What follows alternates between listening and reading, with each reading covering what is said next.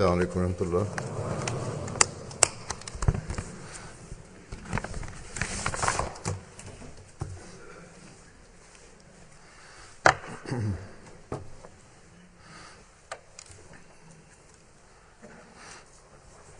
أشهد أن لا إله أشهد أن لا إله إلا الله وحده لا شريك له وأشهد أن محمدا عبده ورسوله أما بعد فأعوذ بالله من الشيطان الرجيم بسم الله الرحمن الرحيم الحمد لله رب العالمين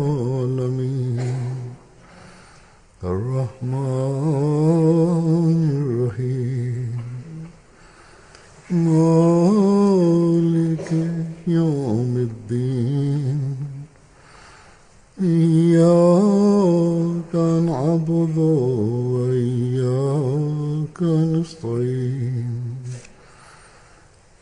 اهدنا الصراط المستقيم صراط الذين أنعمت عليهم غير المغضوب عليهم ولا الضالين.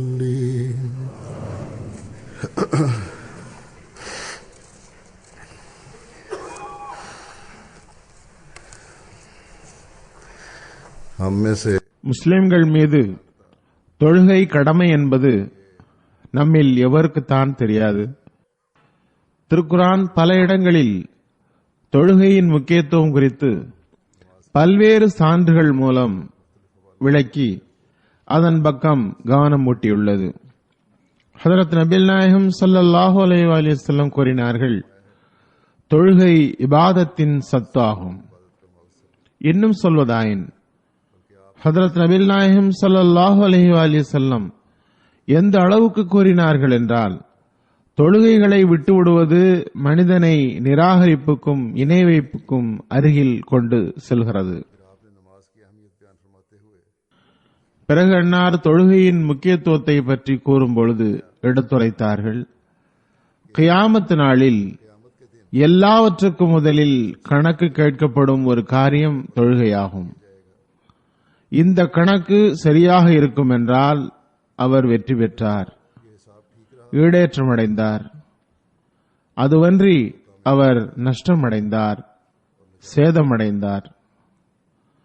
பிறகு சிறுவர்களை தொழுகைகளை பேண வைப்பதற்காக ஹஜ்ரத் நபிகள் நாயகம் ஸல்லல்லாஹு அலைஹி வஸல்லம் வழிகாட்டல் வழங்கியிருந்தார்கள்.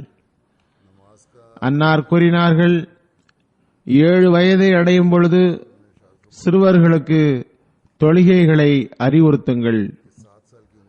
10 வயது அடையும் பொழுது தொழுகைகளை பேண வைப்பதற்காக சிறிது கடுமை காட்ட வேண்டி வந்தால் கடுமை காட்டுங்கள். பெற்றோரும் கூட தொழுகையை பேணுபவர்களாக இல்லை என்றால் சிறுவர்களை எப்படி கூற முடியும்? சிறுவர்கள் தமது கூட்டங்களில் இந்த ஹதீஸை கேட்டாலும் ஹஜ்ரத் நபிகள் நாயகம் ஸல்லல்லாஹு அலைஹி வஸல்லம் உடைய வழிகாட்டலை கேட்டாலும் கூட வீட்டில் தமது தந்தையாரை தொழுகையை பேணுபவராக காணவில்லை என்றால் அவர்களிடம் என்ன தாக்கம் ஏற்படும்? நிச்சயமாக அத்தகைய தந்தையரை உடைய குழந்தைகள் இந்த கட்டளைக்கு எந்த முக்கியத்துவமும் இல்லை என்றே கருதுவார்கள். இன்னும் சொல்வதாயின் இந்த கட்டளையின் முக்கியத்துவத்தை அலட்சியம் செய்வதுடன் ஒவ்வொரு இஸ்லாமிய கட்டளையின் முக்கியத்துவமும் அந்த சிறுவர்களின் உள்ளத்தில் இருந்து அழிந்துவிடும். அத்தகையோர் ஹஜ்ரத் நபிகள் நாயகம் ஸல்லல்லாஹு அலைஹி வஸல்லம் உடைய வழிகாட்டலுக்கு ஏற்ப தாமே நஷ்டமடைவர்களில் சேர்வதுடன் தமது சந்ததிகளையும் கூட நஷ்டமடைபவர்களில் இணைப்பவர்களாக இருக்கின்றனர். உலகியல் விருப்பங்களை நிறைவேற்றுவதற்காக, உலகியல் முன்னேற்றத்திற்காக தாய் தந்தையர் கவலையை வெளிப்படுத்துகின்றார்கள். ஆனால் அசலான கவலைக்குரிய விஷயத்தில் பொருட்படுத்துவதில்லை. பிறகு ஒரு உண்மையான நம்பிக்கையாளருக்கு அவரது ஆன்மீக அழுக்குகள் அகல தொழுகை மட்டும் கடமையில்லை. ஹதரத் நபிகள் நாயகம் ஸல்லல்லாஹு அலைஹி வஸல்லம் அவர்கள் இதற்கு ஒரு உதாரணம் தந்தவாறு கூறியது போன்று, ஒருவரின் வீட்டுக்கு முன் ஓர் ஆறு ஓடுகிறது. அதில் அவர் ஒரு நாளைக்கு 5 முறை குளிக்கிறார். அவரது உடலில் ஏதாவது அழுக்கு இருக்கும் என்று நினைக்கிறீர்களா? சஹாபா கூறினார்கள், அல்லாஹ்வின் தூதரே, நிச்சயமாக எந்த அழுக்கும் இருக்காது. உடனே ஹஜரத் நபிகள் நாயகம் ஸல்லல்லாஹு அலைஹி வஸல்லம் கூறினார்கள், அதே போன்றே 5 வேளை தொழுகைகள். அல்லாஹ் தஆலா அதன் மூலம் பாவங்களை மன்னிக்கின்றான், பலகீனங்களை அகற்றுகின்றான். 5 தொழுகைகளை தொழுபவரின் ஆன்மாவில் எந்த அழுக்கும் இருக்காது. ஆகவே இதுவே தொழுகையின் முக்கியத்துவம் என்று ஹஜரத் நபிகள் நாயகம் ஸல்லல்லாஹு அலைஹி வஸல்லம் ஓர் அழகிய உதாரணம் மூலமாக விளக்கினார்கள். நான் ஏற்கனவே கூறியது போன்று இதில் தொழுவதற்கு மட்டும் கட்டளையிடப்படவில்லை. மாறாக உண்மையான நம்பிக்கையாளரான ஆணுக்கு இந்த ஆன்மாவின் அழுக்கை களைவதற்காக மேலும் தெளிவுபடுத்தினார்கள். ஹஜரத் நபிகள் நாயகம் ஸல்லல்லாஹு அலைஹி வஸல்லம் கூறினார்கள், எந்த மனிதர் வீட்டில் ஒது செய்து அல்லாஹ்வின் வீட்டிற்கு, அதாவது பள்ளிவாசலுக்கு சென்றாரோ, அங்கு ஃபர்லான தொழுகையை நிறைவேற்றுகிறாரோ, அவர் பள்ளிக்கு செல்லும்போது எத்தனை அடி எடுத்து வைத்தாரோ அவற்றுள் ஒவ்வொரு அடியிலும் ஒரு பாவம் மன்னிக்கப்படும். 2வது அடியில் ஓர் அந்தஸ்து உயர்த்தப்படும். அதாவது ஒவ்வொரு அடியும் அவருக்கு நற்பலன் தரக்கூடியதாக இருக்கும். பிறகு இன்னொரு சந்தர்ப்பத்தில் ஜமாஅத்து தொழுகையை பற்றி ஹஜரத் நபிகள் நாயகம் ஸல்லல்லாஹு அலைஹி வஸல்லம் கூறினார்கள், அல்லாஹ் பாவத்தை மன்னிக்கக்கூடிய, அந்தஸ்தை உயர்த்தக்கூடிய ஒரு விஷயத்தை நான் உங்களுக்கு அறிவிக்கட்டுமா? சஹாபா ரிதுவானுல்லாஹி அலைஹிம் எப்போதுமே அல்லாஹுவை திருப்திப்படுத்த முயல்வதற்கு நமக்கு எப்போது வாய்ப்பு கிடைக்கும் என்றும் அவனை திருப்திப்படுத்தும் வழியை கற்பதற்கும் ஏங்குபவர்களாக இருந்தார்கள். அவனது நெருக்கத்தை பெறவும் தமது பாவத்தில் இருந்து விலகவும் ஏங்குபவர்களாக இருந்தார்கள். அவர்கள் கூறினார்கள், அல்லாஹ்வின் தூதரே, கண்டிப்பாக கூறுங்கள். ஹஜரத் நபிகள் நாயகம் ஸல்லல்லாஹு அலைஹி வஸல்லம் கூறினார்கள், உள்ளம் விரும்பாத நிலையிலும் நன்றாக உது செய்து தூரத்திலிருந்து பள்ளிக்கு நடந்து வந்து ஒரு தொழுகைக்கு பிறகு அடுத்த தொழுகையை எதிர்பார்த்து இருப்பது ஆகியவை பாவத்திலிருந்து தூர விலக்குகின்றன. அன்னார் கூறினார்கள், இவ்வளவு மட்டுமில்லை, இது ஒரு வகை எல்லை பாதுகாப்பாகும். அதாவது நாட்டின் எல்லையில் படைகளை நிறுத்தி வைப்பதற்கு சமமாகும். எவ்வாறு நாட்டை பாதுகாக்க எல்லையில் படைகளை நிறுத்தி வைக்கிறார்களோ அதை போன்றதாகும். எல்லைகளில் ராணுவம் ஏன் நிறுத்தப்படுகிறது? காரணம், நான் கூறியது போன்று நாட்டை பாதுகாப்பதற்காகவும் எதிரியின் தாக்குதலில் இருந்து காப்பாற்றப்படுவதற்காகவும், தாக்குதல் தொடுக்கப்பட்டால் உடனே அதனை எதிர்க்க ஆயத்தமாவதற்காகவும் இது செய்யப்படுகிறது. ஆகவே ஒரு நம்பிக்கையாளருக்கு எல்லாவற்றுக்கும் முதல் ஆபத்தாகவும் அதிலிருந்து தப்புவதற்காக படைகளை நிறுத்தவும் தேவைப்படும் ஓர் ஆபத்து ஷைத்தானுடையதாகும். உலக ஆசைகள் என்னும் ஆபத்தாகும். இதனை ஷேத்தான் உள்ளத்தில் உருவாக்குகின்றான். அதன் மூலம் ஷைத்தான் தாக்குதல் தொடுக்கின்றான். அதிலிருந்து தப்புவதற்கு ஜமாத்துடனான தொழுகை என்பது படை பாதுகாப்பான முகாம் ஆகும். இது ஷேத்தானின் தாக்குதலில் இருந்து பாதுகாக்கும். பாபத்திலிருந்து மனிதன் தப்புவான். நன்மையின் பக்கம் கவனம் உருவாகும். அதேபோன்று ஜமாத்துடனான தொழுகை தனியான தொழுகையை விட 27 மடங்கு அதிக நன்மை தருவதாகும். இதனையும் ஹஜரத் நபிகள் நாயகம் ஸல்லல்லாஹு அலைஹி வஸல்லம் கூறியுள்ளார்கள். ஹஜரத் மஸீஹ் மவ்ஊத் அலைஹிஸ்ஸலாம் ஜமாத்துடன் தொழும் தொழுகையின் முக்கியத்துவத்தை விளக்கியவாறு ஓரிடத்தில் கூறுகிறார்கள். ஜமாத்துடனான தொழுகையில் பெரும் பலன் வைத்துள்ளான். அதன் நோக்கம் ஒருமைப்பாடு உருவாவதாகும். பிறகு அந்த ஒருமைப்பாட்டை செயலளவில் கொண்டு வருவதற்கு வழிகாட்டலும் கவனமூட்டலும் உள்ளது. ஒருவருக்கொருவரின் பாதங்கள் நேராக இருக்க வேண்டும். ஓரணியில் நேராக நிற்க வேண்டும். அதற்காக குதிகால்கள் சமமாக நேராக வைக்கப்படுகிறது. சஃப் வரிசை நேராக இருக்க வேண்டும். ஒருவர் மற்றவருடன் நெருங்கியதாகவும் இருக்க வேண்டும். இதன் பொருள் என்னவென்றால், ஒரே ஒரு மனிதனின் கட்டளையை நீங்கள் கடைபிடிக்க வேண்டும்.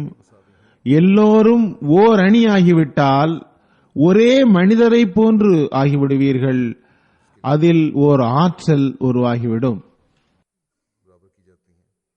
ஒருவரின் ஒளிகள் மற்றவரையும் ஊடுருவ முடியும்.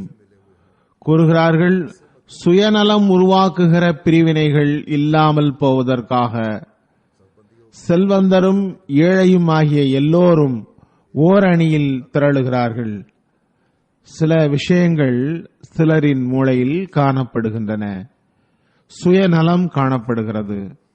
அதனை ஜமாத் தொழுகை அழிக்கிறது. கூறுகிறார்கள், நினைவில் கொள்ளுங்கள், மனிதனிடம் இந்த ஆற்றல் இருக்கிறது. அவர் மற்றவரின் ஒளிகளை ஈர்க்கிறார். ஒருவரிடம் அதிகமாக நன்மையின் தாக்கம் இருக்கும், நன்மையின் உயரிய ஸ்தானத்தில் இருக்கிறார் என்றால் மற்றோரும் அதன் தாக்கத்தில் வருவார், அதன் தாக்கத்தை ஏற்பார். நன்மையின் தாக்கத்தை ஏற்பதற்கு ஜமாத் தொழுகை பயன்படுகிறது. ஆகவே ஜமாத் தொழுகையில் ஓர் ஒருமைப்பாடு வெளிப்படுகிறது. இதனை இறைவன் உம்மத்திடம் உருவாக்க விரும்புகிறான். அதே வேளையில் மற்றவரின் நன்மையின் தாக்கமும் ஏற்படுகிறது. ஆகவே ஒரே சஃபில் அதிகம் நன்மை செய்பவரும் ஆன்மீக ரீதியாக வளர்ச்சியடைந்தவரும் அதேபோன்று பலகீனமானவர்களும் நிற்கும் பொழுது பலகீனமானவர் மீது நன்மை செய்வோரின் தாக்கம் ஏற்படும். அவர்களிடம் நன்மையின் தாக்கமும் அதில் வளர்ச்சி பெறவும் ஆன்மீகத்தில் முன்னேற்றம் பெறுவதற்கான ஆற்றலும் அதிகமாகிறது. இந்த ஒருமைப்பாடு உருவாகும் போது ஆன்மீக மேம்பாடு ஏற்படும் பொழுது ஷேத்தானிய சக்தி பலகீனமடையும். இக்காலத்தில் அல்லாஹ் தஆலா ஹஜ்ரத் நபிகள் நாயகம் ஸல்லல்லாஹு அலைஹி வஸல்லம் உடைய உண்மை பேரன்பரை அனுப்பினான். அவர்கள் நமக்கு இபாதத் மற்றும் தொழுகையின் புரிதிறனை உருவாக்குவதற்கான வழிகாட்டலை வழங்கினார்கள். நாம் ஒருபுறம் நமது ஆன்மீக நிலையின் மேம்பாட்டையும் அதனை நிலைநாட்டவும் வேண்டி ஹஜ்ரத் நபிகள் நாயகம் ஸல்லல்லாஹு அலைஹி வஸல்லம் உடைய உண்மையான அடியாரும் மஸீஹே மவ்ஊதும் மஹ்தியே மவ்ஊதும் ஆக வந்தவரை ஏற்றதாக வாதித்துக் கொண்டு மற்றொரு புறம் நமது அமல்கள், குறிப்பாக அடிப்படையான இஸ்லாமிய கட்டளையை பேணுவதில் பலகீனம் இருக்கும் என்றால், அடிப்படை கடமையில் பலகீனம் இருக்கும் என்றால், நமது படைப்பின் நோக்கத்தினை நிறைவேற்றுவதிலேயே பலகீனம் இருக்கும் என்றால், அல்லாஹ் தஆலா ஏற்படுத்தியுள்ள குறைந்தபட்ச தரத்தை கூட நிறைவேற்றுவதில் நமக்கு பலகீனம் இருக்கும் என்றால், நமது ஆன்மீக நிலையில் முன்னேற்றம் மற்றும் அல்லாஹ்வின் கட்டளையின்படி நடப்பதற்காக ஹஜ்ரத் நபிகள் நாயகம் ஸல்லல்லாஹு அலைஹி வஸல்லம் உடைய கட்டளைக்கு செவிசாய்த்தவாறு ஹஜ்ரத் மஸீஹ் மவ்ஊத் அலைஹிஸ்ஸலாமை ஏற்றுள்ளோம் என்று நாம் எவ்வாறு வாதிக்க முடியும்? நான் கூறியது போன்று திருக்குர்ஆனில் பல்வேறு இடங்களில் 5 தொழுகைகளின் முக்கியத்துவம் கூறப்பட்டுள்ளது. ஹஜ்ரத் நபிகள் நாயகம் ஸல்லல்லாஹு அலைஹி வஸல்லம் உடைய வழிகாட்டல்கள் மிகவும் தெளிவானவை. நான் கூறியது போன்று தொழுகை ஓர் அஹ்மதிக்கு கடமையாக இருக்கின்றது. அத்துடன் ஹஜ்ரத் நபிகள் நாயகம் ஸல்லல்லாஹு அலைஹி வஸல்லம் ஜமாத் தொழுகையின் முக்கியத்துவத்தை கூறுகிறார்கள். அறிவுள்ள ஒவ்வொரு பருவ வயதை எய்தியவருக்கும் ஜமாத்துடன் தொழுவது கடமையாகும். ஆனால் இதன் பக்கம் முழுமையான கவனம் இல்லை என்பதை பார்க்கிறோம். பலகீனம் உள்ளது. சந்தேகமின்றி ஓர் உண்மையான மோமின் மீது தொழுகை கடமையாகும். அதில் அவர் கவனம் செலுத்த வேண்டுமானால் ஜமாத்தில் ஓர் அமைப்பு நிலைநாட்டப்பட்டுள்ளது. அந்த அமைப்பும் கூட கவனமூட்ட வேண்டும், அதன் உண்மையை தெளிவுபடுத்த வேண்டும். நான் நிறைய ஹுத்பாக்களில் இவ்வாறு கவனமூட்டுகிறேன். ஒரு கருத்தை விளக்கும் பொழுது ஏதாவது ஒரு வகையில் தொழுகையின் பக்கம் கவனமூட்டப்படுகிறது. ஆனால் அதனை மேற்கொண்டு பரப்புவது முரப்பிகள் மற்றும் ஜமாத் அமைப்பின் பணியாகும். கவனமூட்டுங்கள். ஒவ்வொரு ஜமாத் நபருக்கும் தொழுகையின் முக்கியத்துவத்தின் தூதை மீண்டும் மீண்டும் சேர்க்க வேண்டும். உண்மையில் நாம் அஹ்மதியாக இருப்பதன் உரிமையை நாம் எப்போது செலுத்த இயலும் என்றால், நாம் நமது தொழுகையை பேணியவாறு அதிலிருந்து ஆன்மீக ரசனை பெறும்போதுதான் அவ்வுரிமையை செலுத்த முடியும். இந்த ஆன்மீக ரசனையும் இன்பமும் கிடைக்க தொடங்கிவிட்டால் தொழுகையை பேணுவதில் சுயமே கவனம் ஏற்பட்டுவிடும். நான் இதன் பக்கம் கவனமூட்டியவாறு கூறினேன். ஒவ்வொரு அஹ்மதியும் முதலில் தாம் தொழுகையின் பக்கம் கவனம் செலுத்த வேண்டிய தேவை உள்ளது. தாம் எவ்வாறு தொழ வேண்டும், உள்ளத்தில் ஓர் ரசனையை பெற்றுத்தரும் தொழுகையை எவ்வாறு பெறுவது? ஹஜ்ரத் மஸீஹ் மவ்ஊத் அலைஹிஸ்ஸலாம் தொழுகையினை பேணுவது குறித்து கவனம் ஊட்டியவாறு இந்த இன்பத்தினை எவ்வாறு பெறலாம் என்று விளக்குகிறார்கள். அன்னார் கூறுகிறார்கள், நான் பார்க்கிறேன். அன்னார் ஒரு உதாரணம் தருகிறார்கள். ஒரு குடிகாரர், போதை பழக்கமுள்ள மனிதன், தனக்கு ரசனை முழுமையாக கிடைக்கவில்லை என்றால் குடித்துக் கொண்டே இருக்கிறான். போதையை பெறுவதற்காக குடித்துக் கொண்டே இருக்கிறார். ஒரு வகை போதை வரும் வரை செய்கிறார். ஓர் அறிவுள்ள மனிதனும் புத்திசாலியும் அதிலிருந்து பயனடைய முடியும். அதாவது ஓர் அறிவுள்ள மனிதனாக இருந்தால் இந்த உதாரணத்தில் இருந்து பயனடைய முடியும். எவ்வாறு பயனடையலாம்? தமது ஆன்மீகத்தை விரைவுபடுத்துவதற்காக, தொழுகையில் கவனம் செலுத்துவதற்காக, தொழுகையில் தொடர்ந்து நிலைத்திருங்கள், முறைமையை பேணுங்கள், ஒருபோதும் விடாதீர்கள். கூறுகிறார்கள், ஒருவர் இன்பம் கிடைக்கும் வரை தொழுது கொண்டே இருக்க வேண்டும். ஒரு குடிகாரரின் உள்ளத்தில் ஓர் இன்பம் இருப்பது போன்று, அதனை பெறுவது அவரது இலக்காக இருப்பது போன்று, குடிகாரர் குடிக்கும் பொழுது அவர் மனதில் இந்த வரம்பை நாம் அடைய வேண்டும், இவ்வளவு இன்பம் அடைய வேண்டும் என்று நிர்ணயித்துக் கொள்கிறார். பிறகு தமது போதையின் அந்த வரம்பை தொட்டு விடுகிறார் என்றால், ஒரு நம்பிக்கையாளரும் ஆன்மீகத்தில் தமக்கு தொழுகைக்காக தாம் வரம்பை அடையும் பொருட்டு நிர்ணயிக்க வேண்டும். இவ்வாறு மீண்டும் மீண்டும் முயற்சி செய்தால் நிரந்தர தன்மையுடன் செய்தால் அப்போதுதான் அந்த இன்பத்தை பெற முடியும். கூறுகிறார்கள், மனதில் உள்ள எல்லா ஆற்றல்களின் கவனமும் தொழுகையில் இந்த இன்பத்தை பெற வேண்டும் என்பதில் இருக்க வேண்டும். ஒரு தொழுகையாளி தொழும் பொழுது மனதில் இதனை கொள்ள வேண்டும். தனது எல்லா கவனமும், தன்னிடமுள்ள அனைத்து சக்திகளும் அனைத்தையும் அவர் பயன்படுத்த வேண்டும்.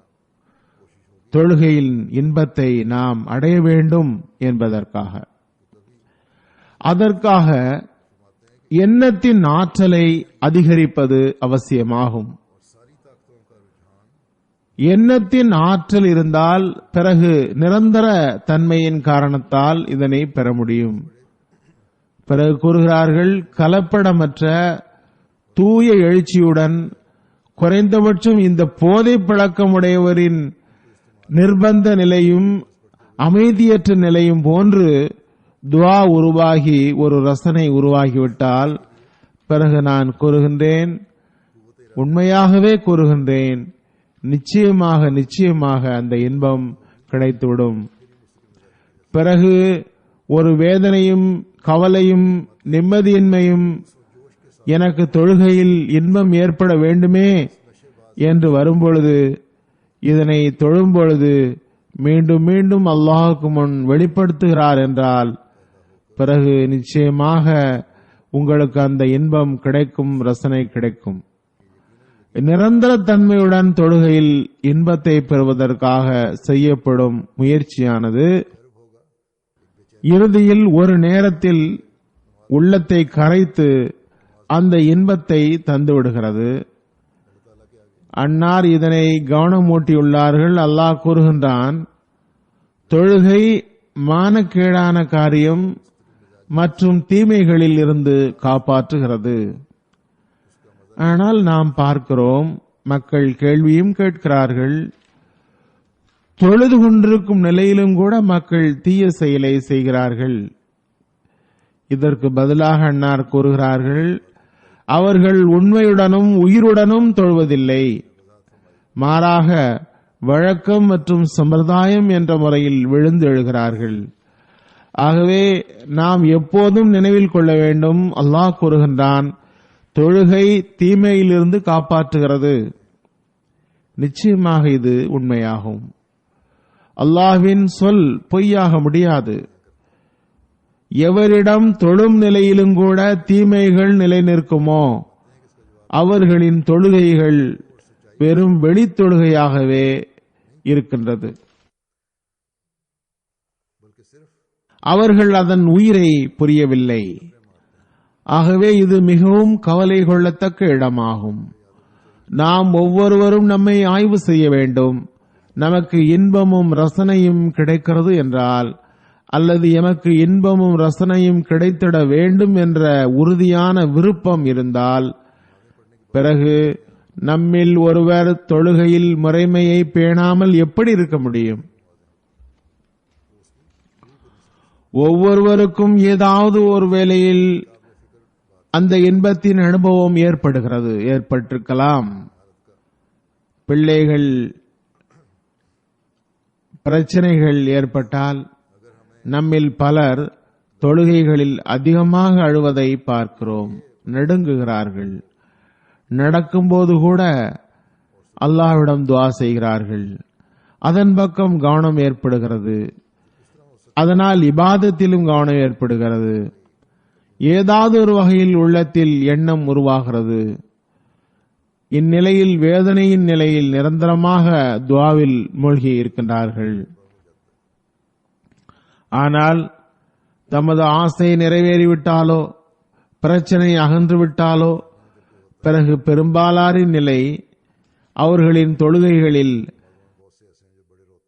பணிவான துஆ செய்வதில் சோம்பல் உருவாகிவிடுகிறது. ஆகவே ஹஜ்ரத் மஸீஹ் மவ்ஊத் அலைஹிஸ்ஸலாம் கூறுகிறார்கள், தொடர்ந்த முயற்சியுடன் நம்மிடம் ஓர் இலக்கை வைத்துக் கொள்ள வேண்டும். நிலைமைகள் நன்றாக இருந்தாலும் கெட்டதாக இருந்தாலும், நெருக்கடியிலும் சரி வசதியிலும் சரி, இந்த போதையின் நிலையை உருவாக்கத்தக்க இன்பத்தை பெற வேண்டும் வெறும் சொந்த சூழ்நிலைக்காக மட்டுமின்றி ஒரு நம்பிக்கையாளருக்கு சமூகத்தின் பொதுவான நிலைமைகள் கூட வேதனையை உருவாக்க வேண்டும்.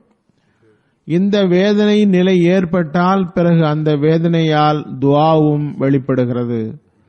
பாகிஸ்தானில் உதாரணமாக ஜமாத்தின் நிலைமை மிகவும் மோசமாக உள்ளது. எல்லா பக்கத்திலிருந்தும் ஜமாத் மக்களுக்கு எதிராக எதிர்ப்பின் அம்புகள் வீசப்படுகின்றன. காழ்ப்புணர்ச்சி வெளிப்படுத்தப்படுகிறது. முல்லாக்களின் பேச்சுக்களால் அல்லது அவர்கள் மீதுள்ள பயத்தால் அல்லது அவர்களின் பேச்சினால் ஏற்பட்ட தப்பெண்ணத்தால் பழைய மற்றும் ஜமாத்துடன் தொடர்புடைய மக்களும் கூட ஜமாத் மீது எதிர்ப்பில் முன்னேறி கொண்டிருக்கிறார்கள். பொதுவாக கூட பாருங்கள், இந்த அநீதி எல்லையை தொட்டுவிட்டது. பாகிஸ்தானில் இந்த நிலைமையில் ஒவ்வொரு அகமதியும் கண்டிப்பாக இன்பமும் ரசனையும் கொண்ட தொழுகையை தொழ வேண்டும். அதே வேளையில் பள்ளிகளை நிரப்பவும் முயற்சி செய்ய வேண்டும்.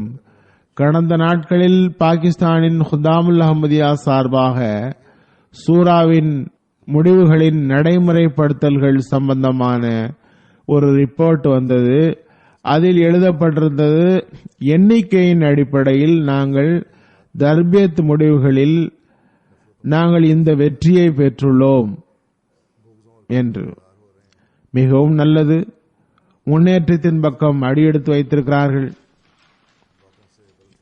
இந்த தர்பியத் விவகாரங்களின் பல்வேறு விஷயங்களில் ஒரு விஷயம், எனது ஹுத்பாவை கேட்கும் விஷயத்தில் இத்தனை ஆயிரம் ஹுத்தாமியங்களிடம் கவனம் ஏற்பட்டுள்ளது என்பதாகும். ஆனால் கவலைப்பட வேண்டிய விஷயமாவது, ஜமாத்துடன் தொழுவதின் வழக்கம் உள்ளோர் ஜும்மா ஹுத்பா கேட்போரில் சுமார் 1/3 பகுதியினரே இருந்தனர் அல்லது அதனை விட சிறிது அதிகமாக இருந்தனர். அதேபோன்று தொழும் வழக்கம் உள்ள ஹுத்தாம்களின் எண்ணிக்கையும் கூட ஹுத்பா கேட்போரின் எண்ணிக்கையில் கணிசமாக குறைவு. நமது கவனம் அல்லாஹ்வின் பக்கம் இல்லாத அத்தகைய ஹுத்பா கேட்பதில் என்ன பயன்? நமது அடிப்படை கடமையின் பக்கம் கவனம் இல்லை. அதுவே மிக மிக அவசியமானது. நான் ஏற்கனவே கூறியது போன்று, நான் ஒவ்வொரு 2வது அல்லது 3வது ஹுத்பாவிலும் தொழுகை மற்றும் ஜமாத்து தொழுகை அல்லது இபாதத்தின் பக்கம் கவனம் ஊட்டுகிறேன். அதன் தாக்கமே இல்லை என்றால் பிறகு எண்ணிக்கையின் கட்டத்தை நிரப்புவதில் எந்த பயனும் இல்லை. பாகிஸ்தானில் அஹ்மதிகளின் நிலையை விளக்கினேன். அதற்கு பிறகும் அல்லாஹ்வின் பக்கம் கவனம் இல்லை என்றால் பிறகு எப்போது வரும்? நாம் அல்லாஹ்வை பரீட்சிக்க விரும்புகின்றோமா? நவுதுபில்லா. நாங்கள் அப்படியேதான் இருப்போம். எங்கள் நிலைமைகளை மாற்றுவது அல்லாஹ்வின் வேலை என்று இதனை நாம் வெளிப்படுத்தினோம் என்றால் பிறகு அல்லாஹ்வை புகார் கூற நமக்கு எந்த உரிமையும் இல்லை. அல்லாஹ் தாலா, நீங்கள் விரும்புவதை செய்யுங்கள் அல்லது செய்யாமல் இருங்கள், எனக்குரிய உரிமையை செய்யுங்கள் அல்லது செய்யாமல் இருங்கள், ஏனென்றால் நீங்கள் மஸீஹ் மவ்ஊதை ஏற்றுக்கொண்டு விட்டீர்கள், எனவே உங்களுக்கு வெற்றியை தந்துவிடுவேன் என்று எங்கும் ஒருபோதும் கூறவில்லை. வெற்றியை பெறுவதற்காக தமது நிலைமையை அல்லாஹ்வின் திருப்திக்கு ஏற்ப அமைப்பது அவசியமாகும். ஹுத்தாம் ரிப்போர்ட்டை பற்றி குறிப்பிட்டேன். ஹுத்தாமுல் அஹ்மதியாவில் மட்டும்தான் அப்படி பலகீனம் உள்ளது என்று அதற்கு ஒருபோதும் பொருள் அல்ல. அன்சார்களின் நிலையும் இதுதான். ஆகவே பாகிஸ்தானின் ஒவ்வொரு அஹ்மதியும் இதன் பக்கம் கவனம் செலுத்துவது அவசியமாகும். வெற்றிகள் உறங்குவதால் கிடைக்காது. வெற்றிகள் அலட்சியத்தால் கிடைக்காது. வெற்றிகள் எல்லையில் குதிரையை கட்டுவதாலும் படைகளை நிறுவுவதாலும் தான் கிடைக்கும். பாகிஸ்தானிலிருந்து வெளியேறி வெளிநாடு வந்துள்ளவர்கள் அல்லது பொதுவாக எல்லா ஜமாத்துகளிலும், இந்த முன்னேற்றமடைந்த நாடுகளிலும் பிற உலகிலும் அவர்களின் நிலை இதுதான். வெளியே வந்ததில் பெரும் தொழுகையாளர்களாகிவிட்டார்கள் என்று நாம் கூற இயலாது. எல்லா இடங்களிலும் தொழுகையாளிகளே உள்ளனர் என்று நாம் கூற இயலாது. ஜமாத்துகளை ஆய்வு செய்யுங்கள். பல பலகீனங்கள் தொழுகை விவகாரத்தில் தென்படும். ஒவ்வொரு நீதியுடனும் எல்லா அமைப்புகளும் ஆய்வு செய்தால் ஒவ்வொரு நாட்டிலும் விளைவுகள் தன்னாலேயே தென்படும். ஆனால் பாகிஸ்தானை விட்டு வெளியில் வந்தவர்கள் குறிப்பாக கவனம் செலுத்த வேண்டும். அல்லாஹ் அவர்களுக்கு அருள் செய்துள்ளான். அதற்கு நன்றியும் செலுத்த வேண்டும். அதனை எவ்வாறு வெளிப்படுத்துவது?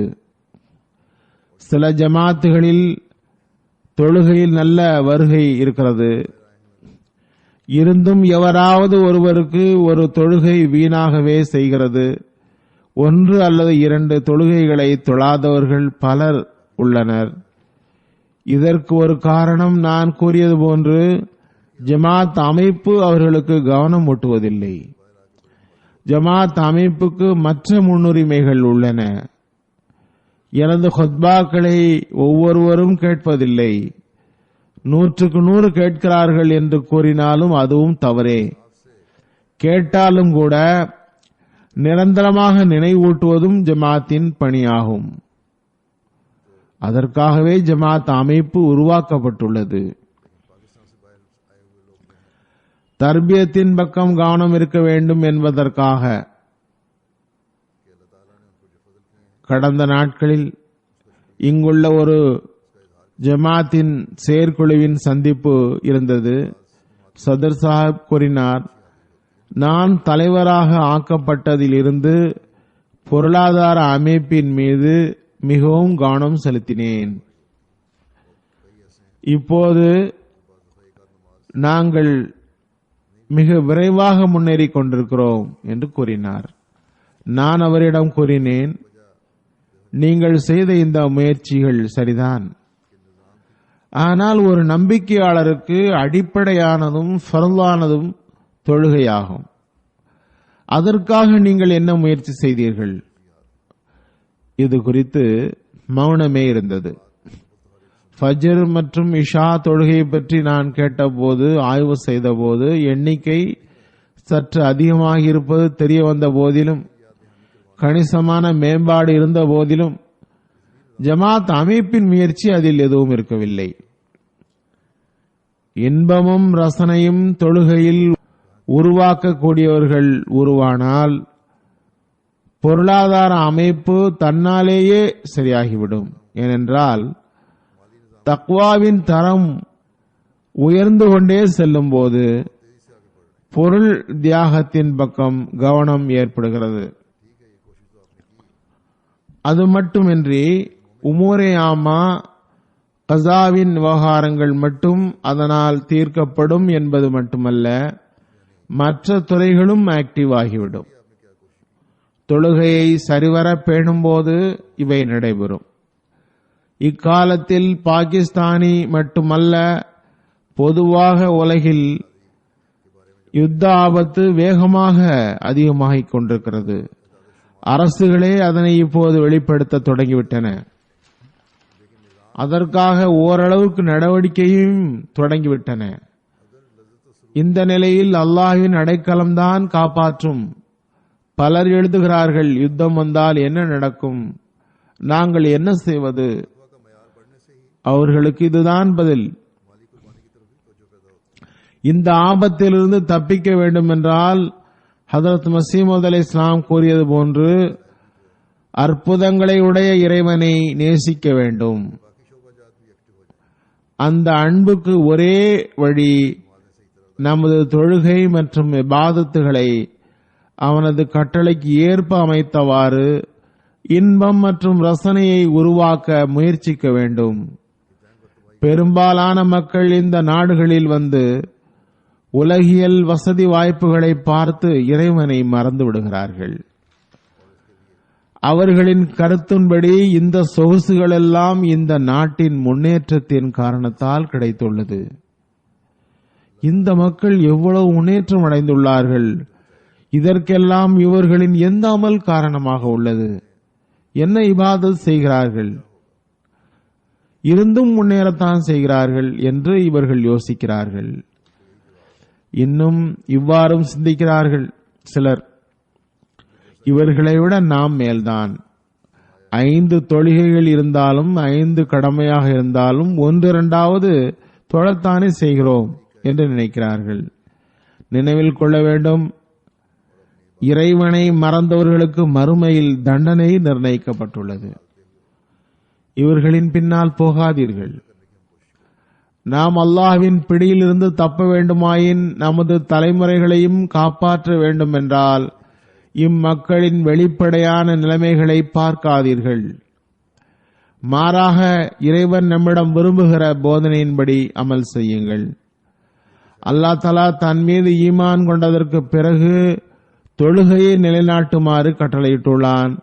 ஆகவே ஒவ்வொரு அஹ்மதி ஆண் பெண்ணுக்கும் தமது தொழுகையை பேணுவதும், குறிப்பாக ஜமாத்து தொழுகையின் பக்கம் மிகவும் கவனம் செலுத்தவும் வேண்டும்.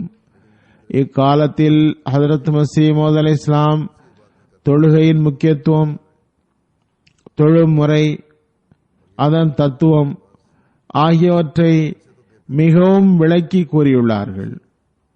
அல்லாஹ் தஆலா தனது அருளை புரிந்தவாறு அன்னாரை ஏற்பதற்கு நமக்கு வாய்ப்பு தந்துள்ளான். ஆனால் அதற்கு பிறகும் நான் கூறியது போன்று அடிப்படை கட்டளைப்படி அமல் செய்யவில்லை என்றால் மற்றவர்களைப் போன்றே ஓரிரு தொழுகையை போதுமாக்கிக் கொண்டால், அஹ்மதி அல்லாதவர் பெரும்பாலார் இப்படித்தான் செய்கிறார்கள். அவ்வாறு செய்தால் பையத் செய்ததால் எந்த பயனும் இல்லை. தொழுகை சம்பந்தமாக ஹஜ்ரத் மஸீஹ் மவ்ஊத் அலைஹிஸ்ஸலாம் எந்த தரத்தில் நம்மை பார்க்க விரும்புகிறார்கள், என்னென்ன முறையில் நமக்கு புரிய வைத்தார்கள், இது சம்பந்தமாக அன்னாருடைய சில வழிகாட்டல்களை எடுத்து வைக்கின்றேன். ஒரு முஃமின் லா இலாஹ இல்லல்லாஹ் என்ற கலிமாவை ஓதி ஏகத்துவத்தை பிரகடனம் செய்கிறார். தௌஹீத் என்றால் என்ன? இதனை ஹஜ்ரத் மஸீஹ் மவ்ஊத் அலைஹிஸ்ஸலாம் கூறுகிறார்கள். நன்றாக நினைவில் கொள்ளுங்கள், மீண்டும் நினைவில் கொள்ளுங்கள். அல்லாஹ் அல்லாதவற்றின் பக்கம் குனிவது இறைவனுடன் தொடர்பை முறிப்பதாகும், அல்லாஹ்வை விட்டும் தொடர்பை முறிப்பதாகும். கூறுகின்றார்கள், தொழுகை மற்றும் ஏகத்துவம் எதுவாக இருப்பினும் தௌஹீதை நடைமுறையில் வெளிப்படுத்துவதே தொழுகையாகும். தௌஹீதை வாயால் வாதித்து விட்டோம், அதன் செயல் வெளிப்பாட்டின் பெயர் தொழுகையாகும். கூறுகின்றார்கள், தொழுகை மற்றும் தஷஹூத் எதுவாயினும் அதன் செயல் வெளிப்பாடு தொழுகையாகும். அது இல்லாமை மற்றும் தாழ்மையின் உயிரும் இறைவனின் பக்கம் சாய்ந்த உள்ளமும் இல்லை என்றால் அந்த தொழுகை பயனற்றதும் பர்க்கத்தற்றதுமாகும். கேளுங்கள், உதுஊனி அஸ்தஜிப் லக்கும், என்னை அழையுங்கள் நான் பதிலளிப்பேன் என்ற வசனத்திற்கு உண்மையான உயிர் தேவை. இந்த கவனம் மற்றும் அச்சத்தில் உண்மையின் உயிர் இல்லை என்றால் அதனை விட கிளியின் பேச்சு குறைந்ததல்ல. உண்மையான உயிரை உருவாக்க வேண்டும். கவனத்தையும் அச்சத்தையும் உருவாக்க வேண்டும். அது இல்லை என்றால் பயனில்லை. நான் ஏற்கனவே கூறிவிட்டேன், துஆவில் எளிமையும் கவனமும் இருந்தால் பிறகு அல்லாஹ் ஏற்றுக்கொள்கின்றான். பிறகு அன்னார் இதனை தெளிவுபடுத்தினார்கள். தொழுகையின் பல்வேறு நிலைகளான ருக்கு, கியாம், சஜிதா இவை அனைத்தும் ஓர் உருக்கத்தின் நிர்பந்தத்தை வெளிப்படுத்துகின்றன, மனிதனின் நிம்மதியின்மையை வெளிப்படுத்துகின்றன. அந்நிலையில் மனிதன் சிலபோது உட்காருகின்றான், சில வேளை எழுகிறான், சில வேளை சிரம்பணிகிறான். இந்த இக்கட்டான நிலையின் வெளிப்பாட்டின் காரணத்தால் உள்ளத்தில் வெப்பமும் உருக்கமும் உருவாக வேண்டும். ஒவ்வொரு நிலையிலும் சஜ்தாவிலும் ருக்கோவிலும் இன்பமும் ரசனையும் அப்பொழுது கிடைக்கும்.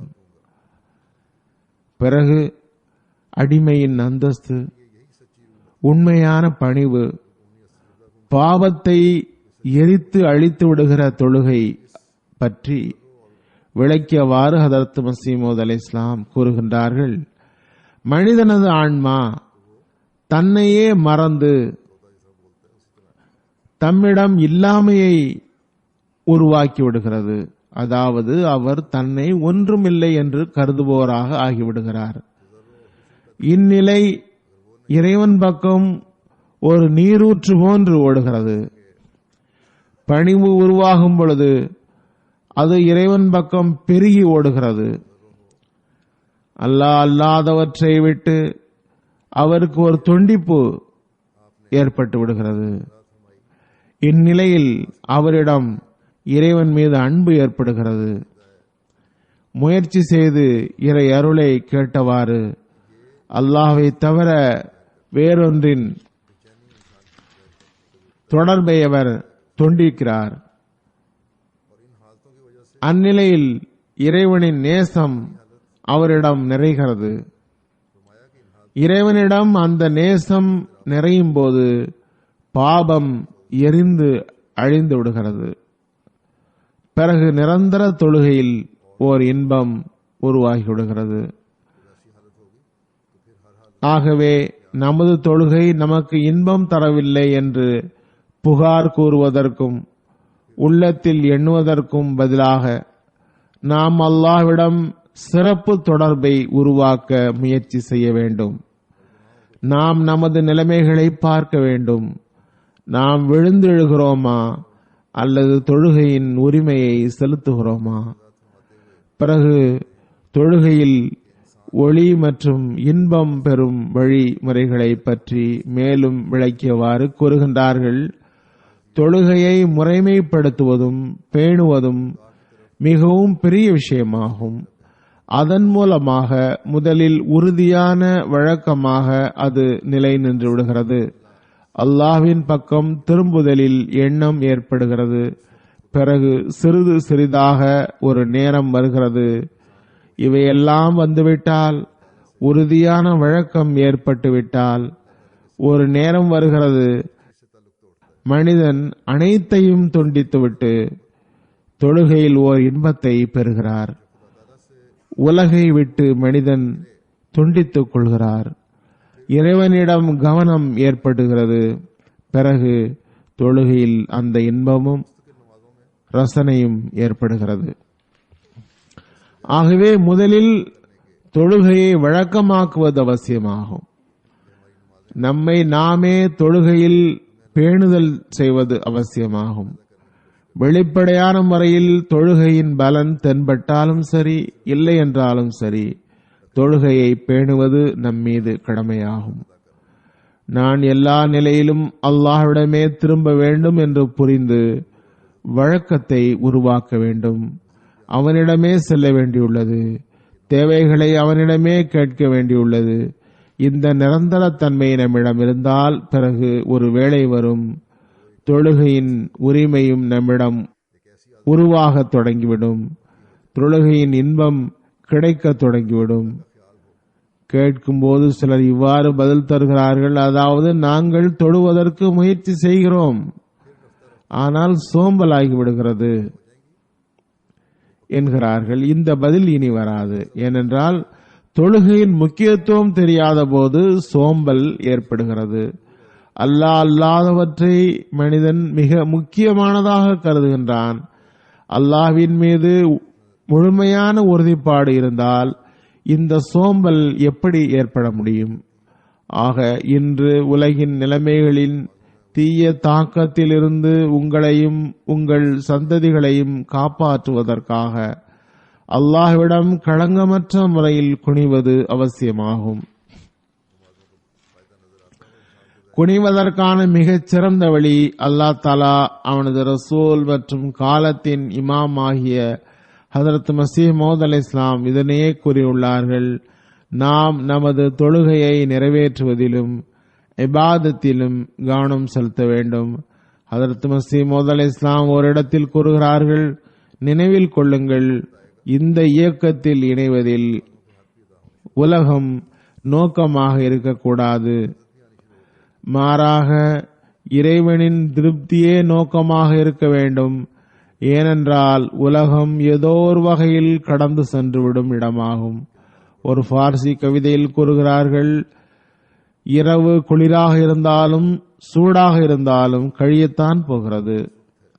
நிலைமைகள் நல்லதாக இருந்தாலும் மோசமாக இருந்தாலும் கழியவே போகிறது. கூறுகிறார்கள், உலக நோக்கங்களை முற்றிலும் தனியாக வையுங்கள். அதனை மார்க்கத்துடன் ஒருபோதும் இணைக்காதீர்கள். ஏனென்றால் உலகம் அழியக்கூடிய ஒன்றாகும். மார்க்கமும் அதன் பழங்களும் நிலைத்து நிற்பவை. உலகில் வாழ்நாள் மிகவும் குறைவாக உள்ளது. நீங்கள் பார்க்கிறீர்கள், ஒவ்வொரு வினாடியும் ஒவ்வொரு கணமும் ஆயிரக்கணக்கான மரணங்கள் நிகழ்கின்றன. பல்வேறு வகை அழிவுகளும் நோய்களும் உலகை அழித்துக் கொண்டிருக்கின்றன. சில வேளை காலரா அழிக்கிறது, இப்போது பிளேக் நோய் அழிக்கிறது. அக்காலத்தில் பரவி இருந்தது பிளேக் நோய். எவருக்கு என்ன தெரியும்? எவர் எதுவரை இருப்பார் என்று யாருக்கு என்ன தெரியும்?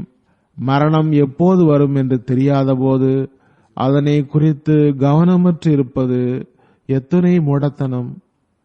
மறுமையை குறித்து கவலைப்படுவது அவசியமாகும். எவர் மறுமையை குறித்து கவலைப்படுவாரோ அவர் மீது இறைவன் உலகில் கருணை காட்டுவான். அல்லாஹ் வாக்குறுதி அளித்துள்ளான், மனிதன் முழுமையடைந்தால் அவருக்கும் மற்றோருக்கும் இடையில் வித்தியாசத்தை ஏற்படுத்தி விடுகிறான். எனவே முதலில் முஃமின் ஆகுங்கள். அது இந்நிலையில் நடக்க முடியும். இறை உணர்வையும் தக்வாவின் அடிப்படையிலும் அமைந்த பையத்தின் கலப்பற்ற நோக்கங்களை உலக நோக்கங்களுடன் கலந்துவிட வேண்டாம். தொழுகைகளை பேணுங்கள்.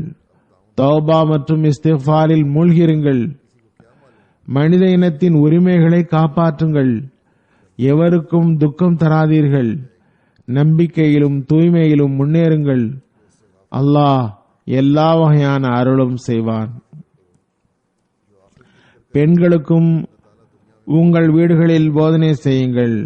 அவர்கள் தொழுகையை பேணி வரட்டும். அவர்களை புகார் கூறுதல் மற்றும் புறம்பேசுதலில் இருந்து தடுங்கள்.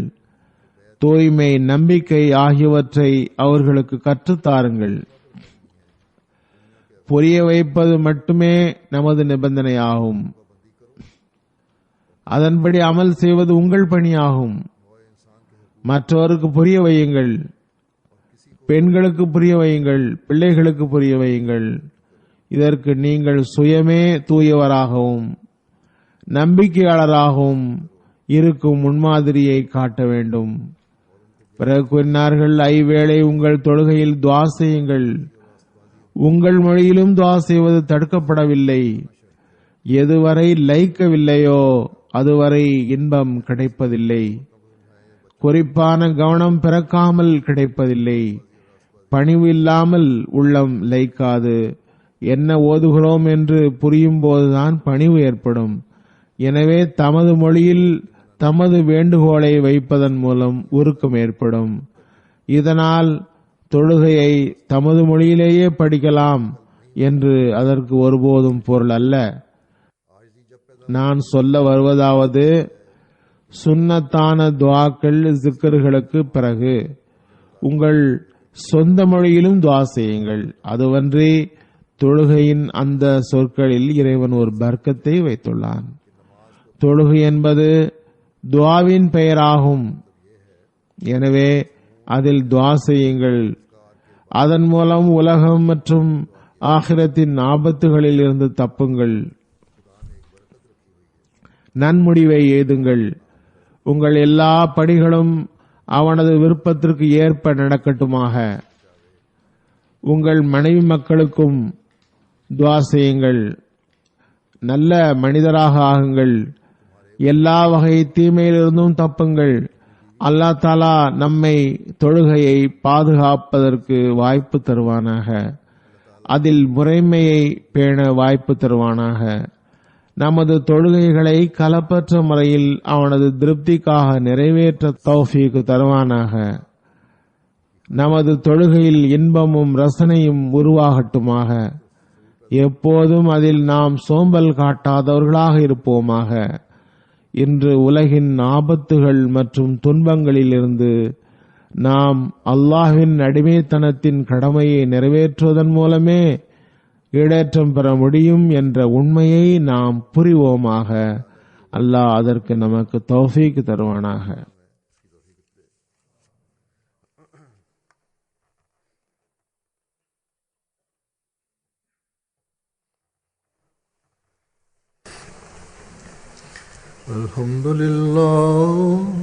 الحمد لله نحمده ونستعينه ونستغفره ونؤمن به ونتوكل عليه ونعوذ بالله من شرور أنفسنا ومن سيئات أعمالنا.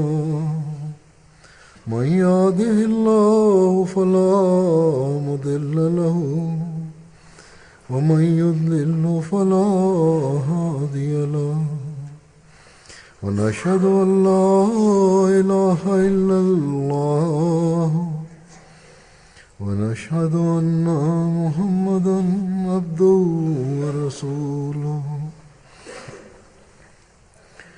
عباد الله رحمكم الله، إن الله يأمر بالعدل والإحسان وإيتاء ذي القربى وينهى عن الفحشاء والمنكر والبغي يعظكم لعلكم تذكرون. اذكروا الله يذكركم وادعوه يستجب لكم ولذكر الله